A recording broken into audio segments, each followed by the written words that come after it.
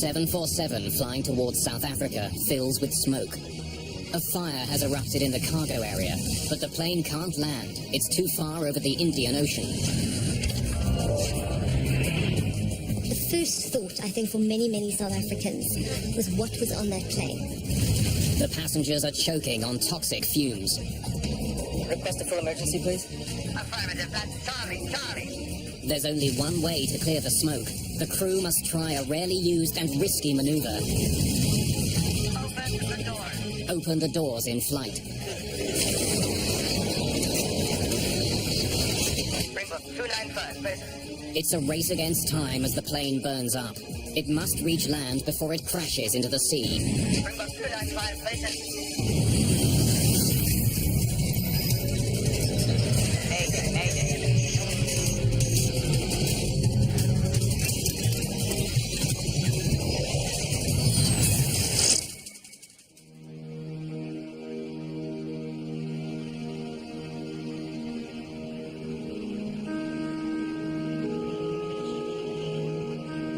On November the 27th, 1987, a South African Airways 747 flies from Taiwan back home to South Africa.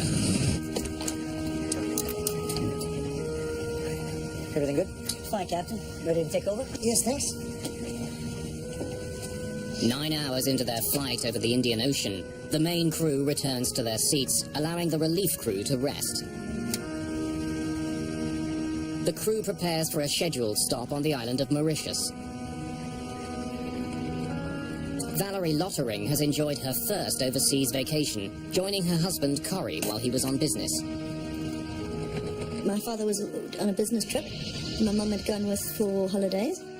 My dad had actually gone to the east to secure cell phone technology, which was just sort of happening in South Africa at the time. The plane is a modified 747 known as a combi, short for combination. A passenger plane and a cargo plane in one. It's designed to accommodate flexible quantities of passengers and cargo. The combi has a large cargo area down below, like a regular 747.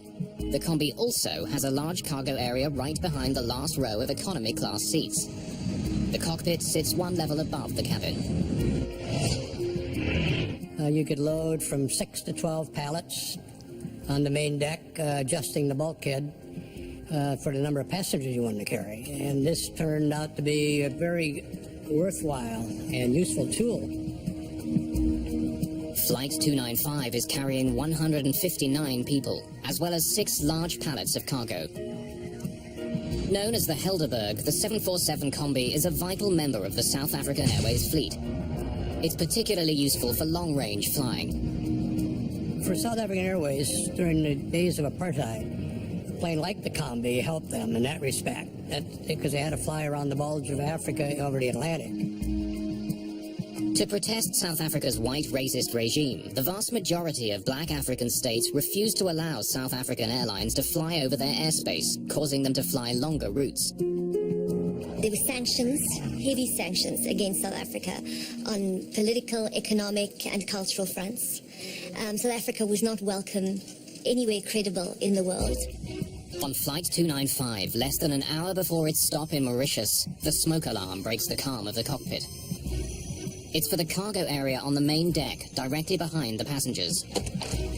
By the time the crew gets to it, the fire is raging.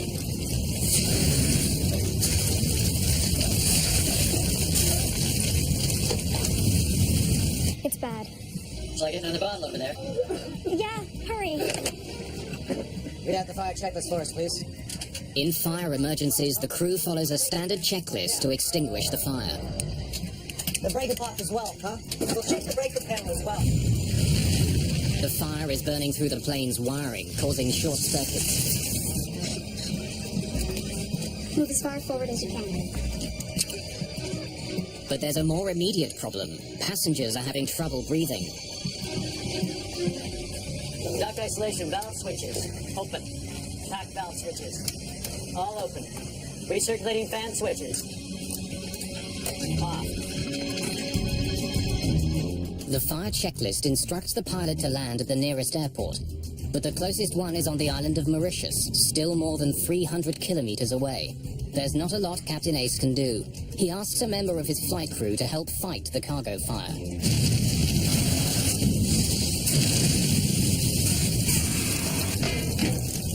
Bring me another bottle. Captain Ace initiates an emergency descent. He calls the airport on the island of Mauritius, which is on good terms with South Africa.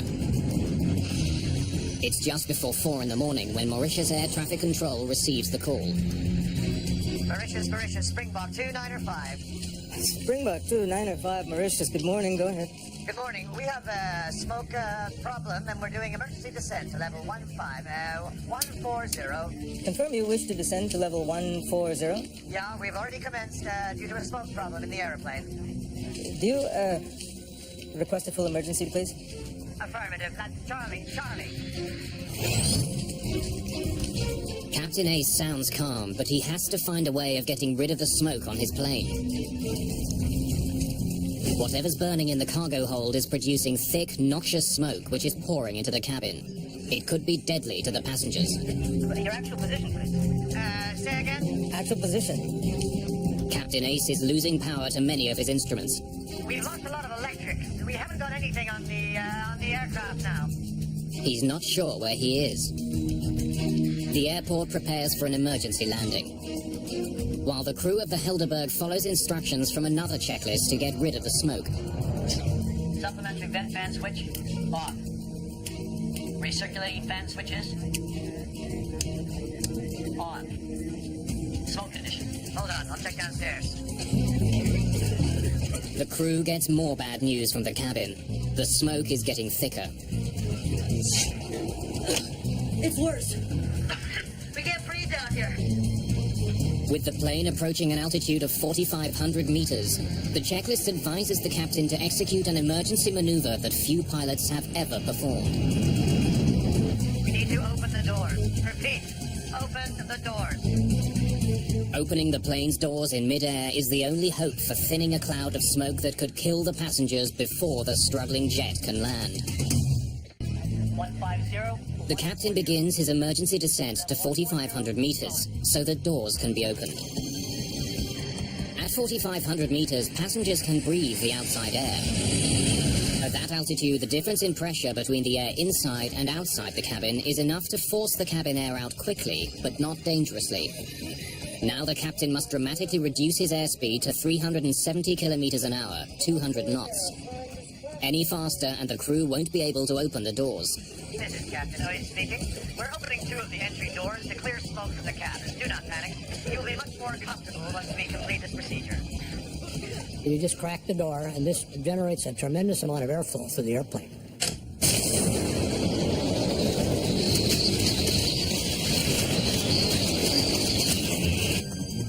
Ladies and Springbok 295, we've opened the doors to see if we can... we should be okay. Oh, there!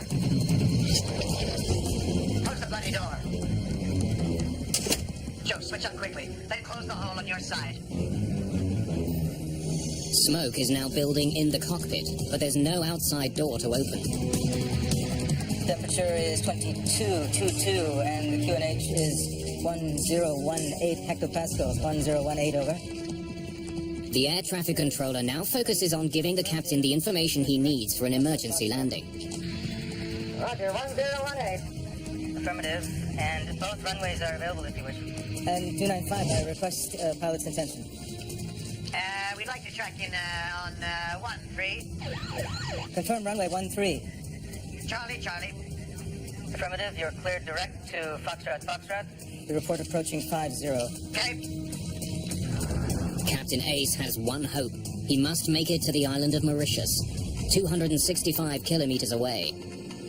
The Helderberg continues on its desperate journey.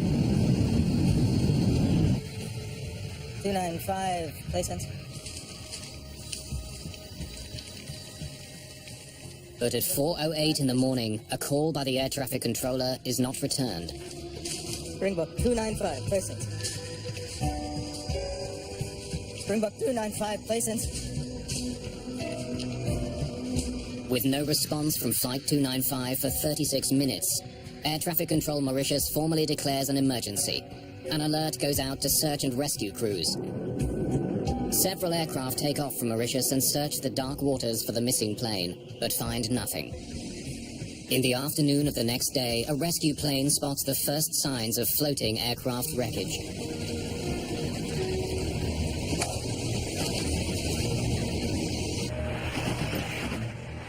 Rennie van Zyl, the head of South Africa's Aviation Safety Board, is assigned to the Helderberg case.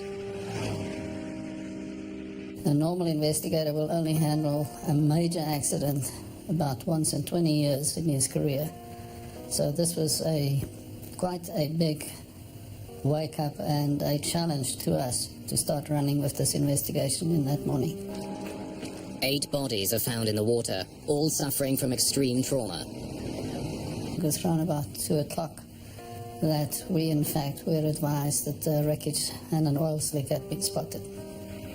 And it was then quite apparent that the airplane was lost.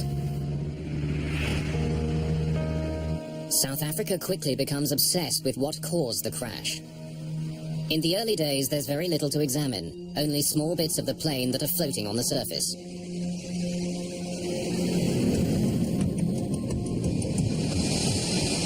Contained within that debris, Rennie van Zyl's team discovers 3 wristwatches. The watches give them a probable time of impact. These wristwatches were in fact part of the baggage, and when examined we were able to find that the one had stopped and 2 others were still running, and the 2 running ones were the exact Taiwanese time, but the stopped one did give us the minute indication of what we could establish as the impact time of the airplane. The impact time is only 3 minutes after the last communication with the plane. The Helderberg's demise was sudden and dramatic. In the press and in public opinion, it reinforces the idea that something sinister brought the plane down. In the years leading up to the crash, South African Airways offices around the world had been the target of protests. The South African Airways airline at that particular time was a government body. It was owned by the government. It was the national carrier, but it was also very much perceived to be part of the South African government. So another aspect of this plane crash and another theory that was put around was that there could have been a bomb in the cargo, that in fact we were a target. South Africa, or the SAA plane, was a target of terrorists who had the worst interests of this country at heart. Experts examine the small bits of wreckage they have, searching for the telltale signs of an explosion. Impact cavities, surface pitting, or spatter cavities. Spatter cavities are caused by the white-hot fragments from a high-explosive device striking and melting the light alloys of the aircraft structure. But experts spot no sign of an explosion. And when air traffic control tapes are studied, van Zyl hears that the crew appeared to be coping with the emergency. License Springbok 295. We opened the doors to see if we can... we should be okay. With just small pieces of the plane to study, investigators are stumped. They don't know what caused the fire or what role it played in the destruction of the plane. The obvious thing to do was to go and try and retrieve the cockpit voice recorder, the flight data recorder, and as much wreckage as we can from the aircraft to establish what really had happened. The problem is van Zyl doesn't even know where to find the underwater wreckage. It could be far from the floating debris. No one is sure exactly where the plane crashed. He turns to the United States looking for help. An American salvage company is hired to find the wreckage and black boxes, but time is running out. The boxes have built-in locating devices called pingers, which run on batteries and will eventually run down. A driving factor was that the pinger on the data and voice recorders was transmitting, and it only had a 30-day guaranteed shelf life. If we couldn't get out there in 30 days, the chances were that we wouldn't be able to detect it.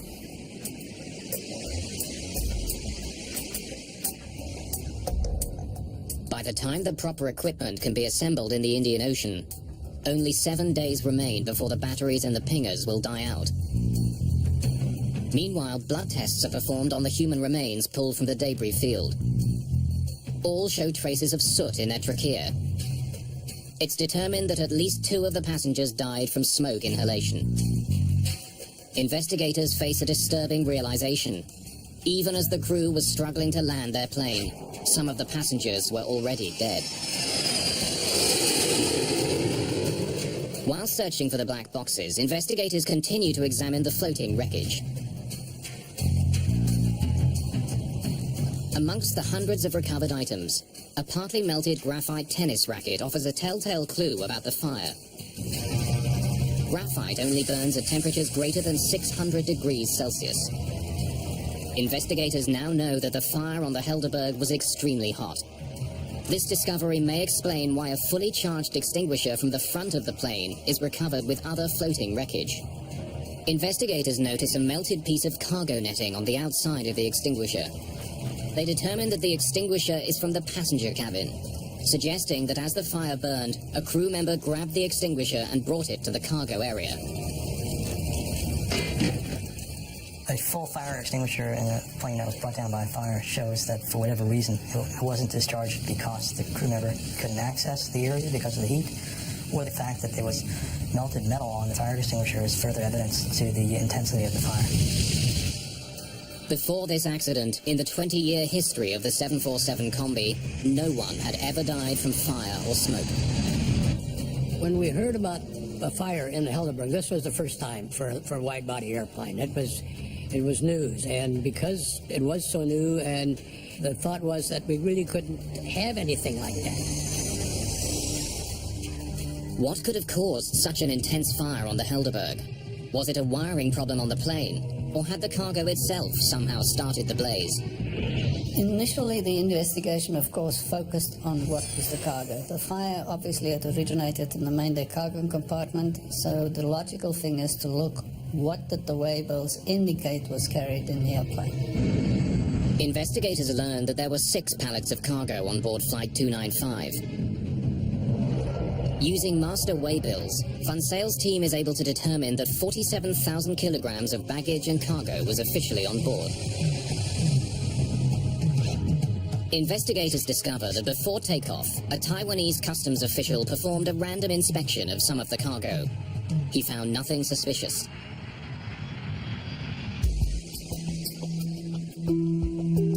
More than ever, investigators need to find the rest of the plane and locate the Helderberg's black boxes.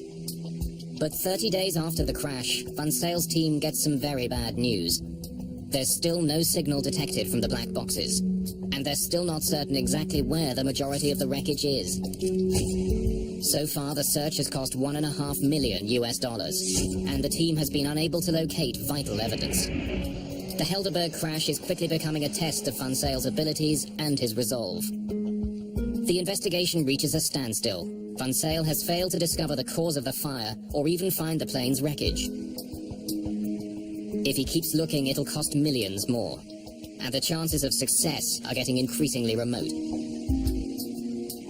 This wasn't just an airplane, this was a Boeing 747. It was the largest airplane of its type. And this was the 747 of South Africa's national airlines.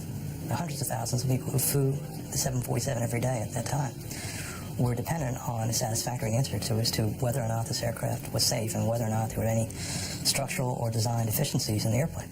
So the stakes for us were quite large, and the stakes for Mr. Van Sale as the head of the South African investigation were enormous.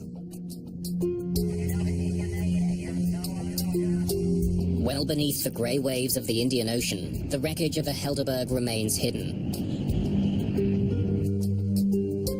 Now one man, Rennie Van Sale, must decide whether to spend the money needed to recover the plane's wreckage.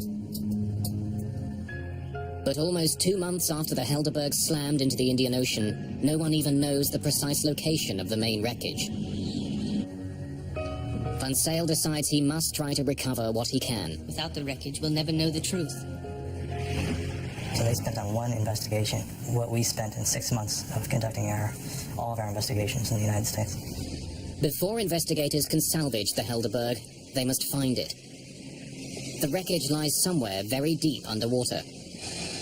61 days after the crash of the Helderberg, Van Sale received some intriguing news from his team.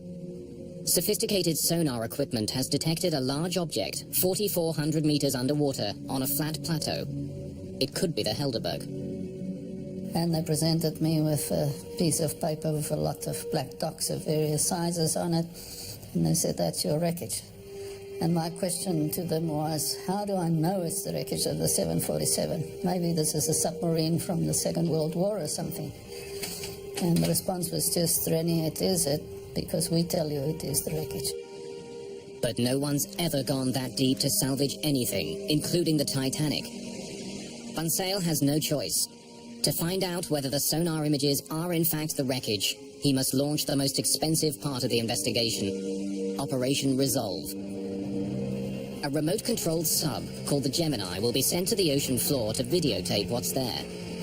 If it is the Helderberg, the Gemini will search for key items, including the black boxes.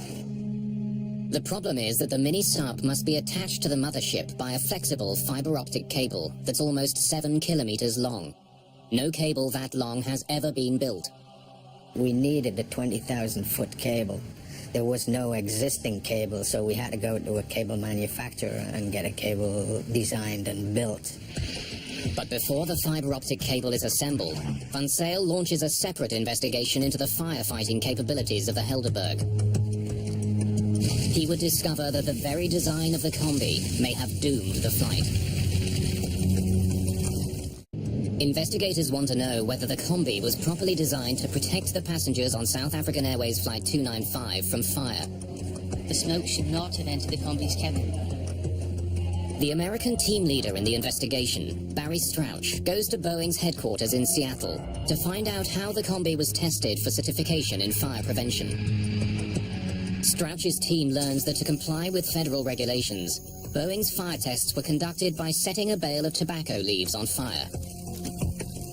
When a technician enters the cargo area to fight the demonstration fire, no smoke enters the passenger cabin. The smoke remains localized. The fire is quickly extinguished. Well, that was in test conditions that Boeing used to get the airplane approved. But in the reality, as we saw in this accident, it didn't work that way because you didn't have a nice clean fire with fans blowing the smoke towards the ceiling. You had pallets, you had a fire that would have grown considerably before the smoke was generated, and you had plastic sheeting that would provide fuel to the fire, in addition to all the cardboard and packing materials within the pallets themselves. The combi is designed to prevent smoke from entering the passenger cabin. The air there is kept at a slightly higher pressure than in the cargo area. When the door between the two is opened, the air should flow into the cargo area, keeping the passengers safe.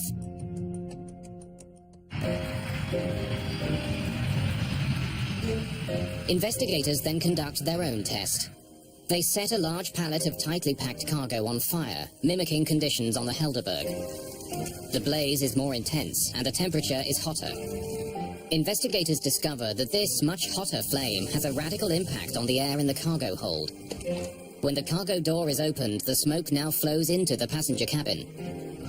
Then investigators discover something potentially more lethal. As the passenger cabin filled with smoke, a checklist instructed the crew to turn on the cabin's recirculating fans. The intention of the checklist is to dissipate the smoke in the passenger cabin after the fire has been extinguished. Recirculating fan switches. On. But in this case, turning the fans on may have been deadly. Fans draw air from above the cabin's ceiling and from the cargo compartment before recirculating it back to the passengers. The carbon monoxide levels were extremely high and were fatally high. In fact, the one body, and we have to stress again, he was allocated the seat really below the recirc fan inlet area. That was the highest level. I think we're talking around about 66%. That is not the survivable level at all. By following their checklist, the crew may have fed toxic gas into the passenger cabin. And it might very well have been that most of your passengers were asphyxiated before impact. No checklist for a 747 combi had ever foreseen the Helderberg's simultaneous problems, a cargo fire problem and a cabin smoke problem. The smoke removal checklist is predicated on the assumption that the fire has been extinguished. In that event, descending to 14,000 feet and opening the cabin door would be the appropriate thing to do. It would get the smoke out of the airplane and enable people to breathe regular air. If the fire hasn't been extinguished, that would have the function of actually increasing the airflow to the fire and increasing the supply of oxygen to the fire. We think that's what happened in this case, that the fire had never been extinguished. And in fact, the crew's attempts to make the situation better may have in fact made the situation worse. Investigators begin to realize that fighting a fire in the combi's cargo area is much more difficult than previously thought. If there was a fire in one of these pallets, it was quite likely that by the time the crew was alerted to the fire, it would be too late. Then the cabin instantly filled up with smoke. But Van Sale still doesn't know what caused such a fierce fire. How had the blaze started? And how had it brought the plane down? The answers are still deep under the ocean. It takes months to build the fiber optic cable that's long enough for the Gemini to reach the bottom of the sea, and to modify the submarine for this mission. We had to take the ROV, existing ROV that we had, which was designed for 6,000 feet, and we had to modify it so it would go to 20,000 feet. Roy Truman's team had to give the sub thicker walls to withstand the enormous pressure it would encounter, and modify its cameras for the extreme depth. On September the 23rd, 1988, the Gemini begins its record-breaking journey. We were hesitant to say that everything would work because we didn't even have time to do sea trials on this, all of this new equipment. The cable allows technicians at the surface to manipulate the Gemini at 4,400 meters. It also carries video signals from that remarkable depth. It's the first time that video images have been recorded from this deep in the Indian Ocean. Marine biologists are fascinated by the discovery of unique new species. Some of the stuff that we saw on the seabed was pretty mind-blowing. Then, 1 year to the day after it disappeared, the Helderberg is found. From a depth of 4,400 meters, the submarine sends back images that could only be the wreckage of South African Airways Flight 295. There would be lots of luggage just strewn all over the seabed. Massive structures, the wings, tail, huge parts of the cabin split open, and you could see all of the ribs and the wiring, the hydraulic piping. I mean, it was incredible just to see everything that went into a machine spread over an area of about 5-6 square miles. It was incredible. Van Sale's expensive gamble is beginning to pay off. Descending to the Helderberg's wreckage is a triumph for him and his team. But just finding the debris isn't nearly enough. A year after the accident, Van Sale is still hoping for the improbable, the recovery of the cockpit voice recorder. One of the major aspects we aimed at in Operation Resolve was the recovery of the CVR. We really wanted to know whether the cabin crew reported to the captain that there was an explosion or what was happening at the back. Hundreds of hours of videotape are recorded. It's exhausting work. If you can imagine being on a football field with a flashlight that only illuminates a square foot of the football field, and you're looking for an earring one of the football players lost during the game in the dead of night. That's similar to what it's like when we're on the seabed. Then, at 9 o'clock one morning, something catches the eye of one of the technicians. Go back for a second. We might have passed. At long last, the black box is discovered. There, that's it. That's it right there. Michael, we found it. We found it. That was a very fulfilling moment to now find what we had aimed for, we have achieved, we're getting it. It takes a full 5 hours for the Gemini to bring the black box up from the bottom of the sea.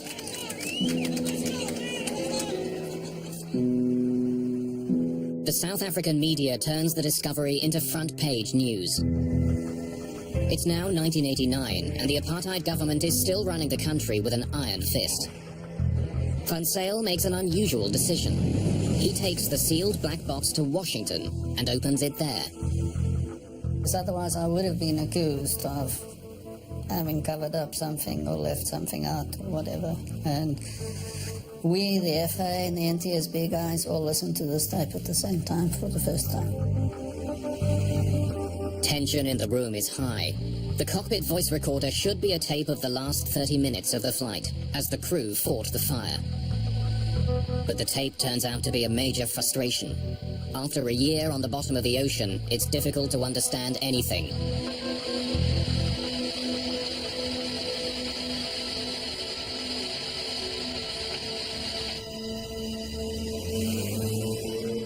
It was the worst time of my life, sitting in the playback room at the NTSB facilities, and you watch the time, and there is absolutely no indication of problems on the tape.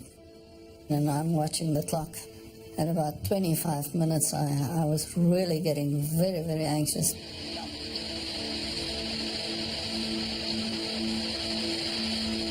For 28 minutes, the tape reveals nothing unusual. Then everything changes.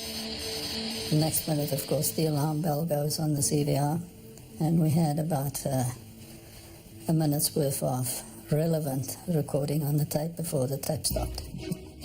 Normally, the black box records the final moments of a flight, but not this time.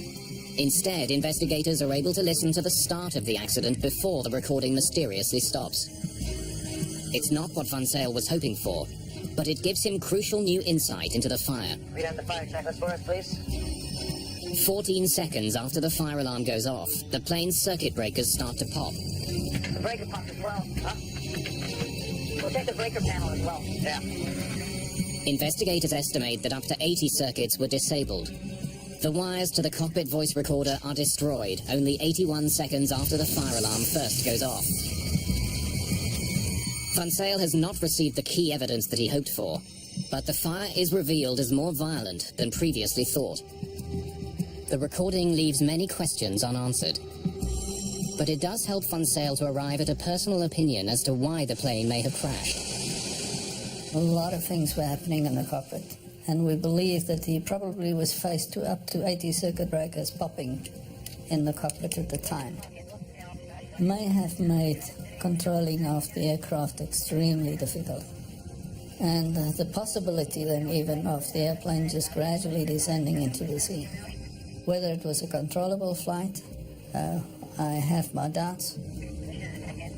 I put myself in the cockpit on this thing, and I said, I would have been terrified. Having this, just figuring out what do we do. Did they do the checklist correctly? We'll never know. But investigators still don't know what triggered the Helderberg fire. The mystery can now only be solved by salvaging parts from the crashed plane. We realized that what we had to do was just to continue to recover as much wreckage as we could from the ocean floor. Van Zyl's focus is on certain key pieces of the combi's cargo area. They're brought to a hangar and reassembled like a giant jigsaw puzzle. His plan is to reconstruct the section of the cargo area where the fire most likely started. Van Zyl discovers that the cargo area floor is untouched by fire. So we know that the fire never burned lower than 1 meter off the cargo floor. But the walls and ceiling at the front of the cargo area reveal severe fire damage. Van Zyl makes a dramatic discovery. The seat of the fire was on the front right pallet of the cargo. So we were looking at the very localized fire on one pallet. The front right pallet was mostly filled with computers, protected by polystyrene packaging. Investigators suspect that a fire within the pallet came in contact with the polystyrene packing material, producing gases which accumulated near the ceiling. When the gases became hot enough, they ignited into a flash fire that spread throughout the cargo hold. Once smoke penetrated the polyethylene sheets, that fire would have been very, very hot. But even if the packing material had helped spread the blaze, Van Zyl still didn't know why it started. After millions of dollars and more than a year and a half of work, he has to end his investigation. I would have felt a lot better if we had been in a better position to give more factual information to the board to consider. But that was not to be. And we were not going to fabricate. But interest in the wreck of the Helderberg doesn't die. Dark rumors circulate about a possible cause of the fire. It's against this backdrop of a very repressive apartheid government. At that particular time, the first thought, I think, for many, many South Africans was what was on that plane. Was there something in that cargo hold that could have caused that terrible fire? Because planes don't just burst into flames mid-air and crash. Then a South African government chemist makes a startling discovery, which leads to a controversial new theory. A microscopic iron particle on the nylon netting next to the pallet has a unique profile. The airflow patterns on the iron suggest that it traveled at a very high velocity while in a molten state. The discovery could mean that the fire on the Helderberg was not a flash fire triggered by packing materials. This was a different kind of fire. This was a fire that had its own oxygen. If you can imagine something like a sparkler, which has fuel and its own oxygen, it was some kind of material similar to a sparkler that we feel was the cause of the fire. A British fire and explosion analyst examines the exterior skin of the plane above the pallet and comes up with another piece of evidence to support the new theory. The skin on the outside of the plane reached temperatures as high as 300 degrees centigrade. You must remember that it's very difficult to burn through an airplane skin in flight because the tremendous amount of cooling from the airflow on the outside of the skin. Dr. David Klatzo is one of numerous experts who question what caused the fire. It would have involved substances which normally would not have been carried aboard an aircraft, particularly a passenger aircraft. In other words, it could not have been a normal packing material, wood, cardboard, plastic fire. You don't carry the things of that nature which carry their own oxygen, which can produce an accelerated fire, for a number of reasons, one of which they are generally unstable. The second reason is that normal fire extinguishing methods will not put them out. What could start such a fire? The only dangerous goods listed on the cargo manifest are computer batteries. Some believe the Helderberg must have been carrying cargo that wasn't listed. At the time, South Africa was under an international arms embargo. The country was also fighting a war with Angola. South Africa didn't have capacity to do everything itself, and there were times when it had to buy from other countries. SAA was seen as a surrogate cargo carrier, that they could somehow, through its commercial airline use, also bring in substances for the South African government, undercover, under protection, no questions asked. It was not that easy for them to fly a quasi-military airline into different countries and pick up military contraband, which, you must remember, we were laboring under an arms embargo at the time. The media fuels the flames of suspicion that the government was using passenger jets to secretly import weapons. Armscor is the corporation responsible for supplying the South African forces with munitions. At the time, there was a need to produce a better rocket system, a more efficient rocket system for dealing with the air menace in Angola. And the rocketry systems which are used for those purposes have as their propellant, a major component of the propellant is ammonium perchlorate. And that is what I believe was being carried aboard the Helderberg. But it is not the sort of compound you want on an aircraft when you are flying on that aircraft, because it is unstable, it is susceptible to self-ignition by any kind of vibration and violent movement. The official investigation into the crash does not come to the conclusion that the Helderberg was carrying illegal arms. But the rumors won't go away. And more than 10 years after the crash, the dark theories force a very different South African government to take another look.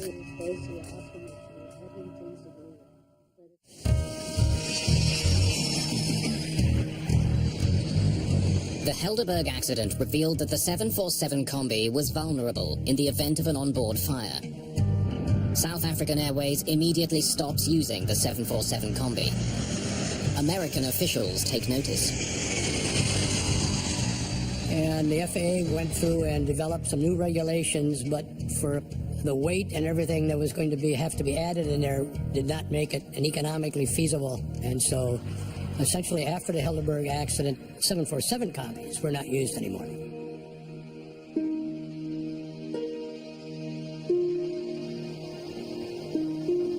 There are tributes and memorials to the 159 victims. But closure does not come easily for the families.